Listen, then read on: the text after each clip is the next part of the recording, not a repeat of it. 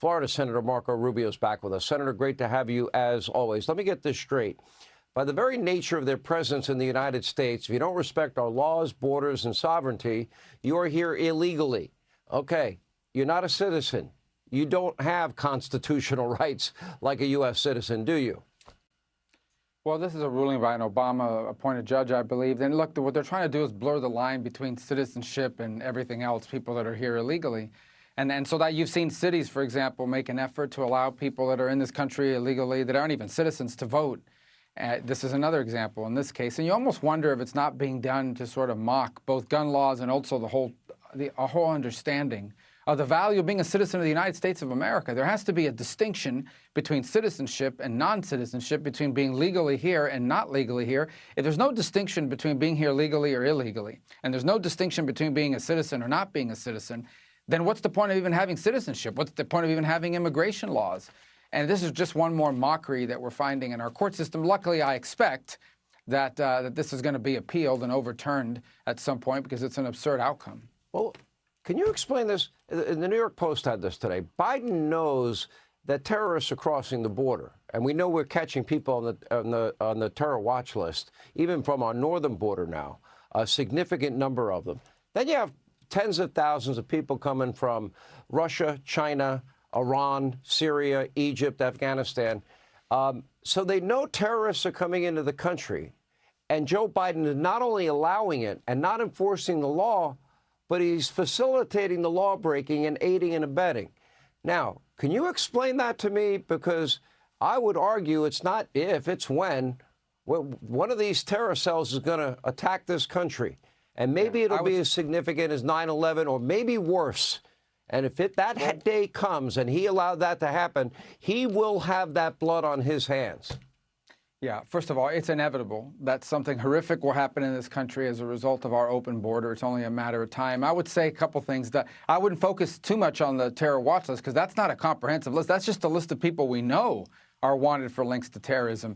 But it is not. There's trafficking networks that operate all over the world. Okay, so we know that there are trafficking networks with ties to ISIS and Al-Qaeda and others who, as a business, as a way to generate money, they move migrants to the United States. Now, you're telling me that they own this business, they move people across the border who are not terrorists, and they're not willing to move some of their own into this country? Of course they do. It's just common sense, and it's logical that if you're a terrorist, you're trying to get into America in order to conduct an attack, you know that you can do it by simply crossing the border, and you can do it with fake documents and passports that you can buy. And there's no way we can verify that. You can't call some of these places and verify if that person's really who they say they are. And it's actually a real document. It's not really the person, but it's a real document that they bribe someone to produce from them.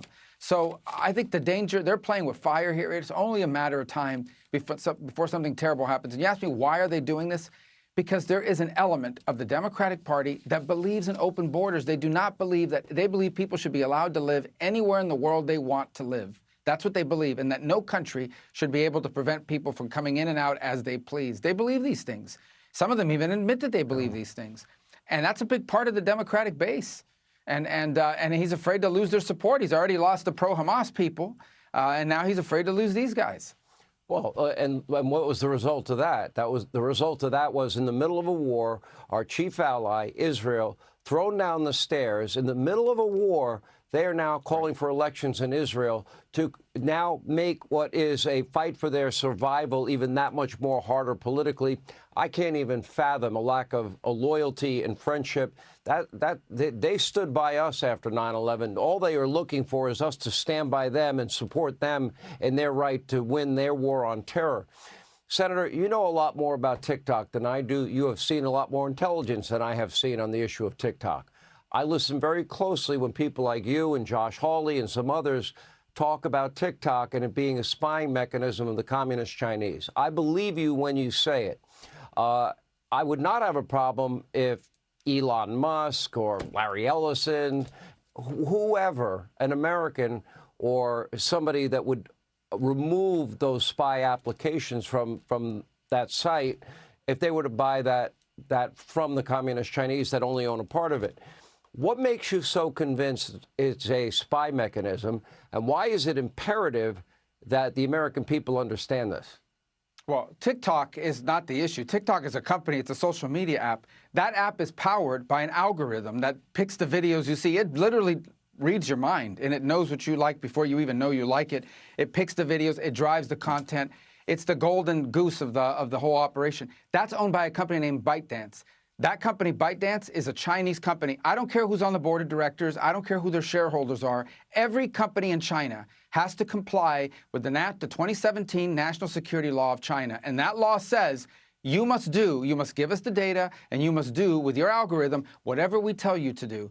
And if the Chinese Communist Party goes to ByteDance and says, we want you to change the TikTok algorithm so that Americans will not be willing to defend Taiwan or surrender to China on this and that, or poison the minds of young Americans over a long period of time so that their society crumbles, if they tell them that they have to do that, ByteDance will have to do that. They will do that, and you will not be able to perceive it.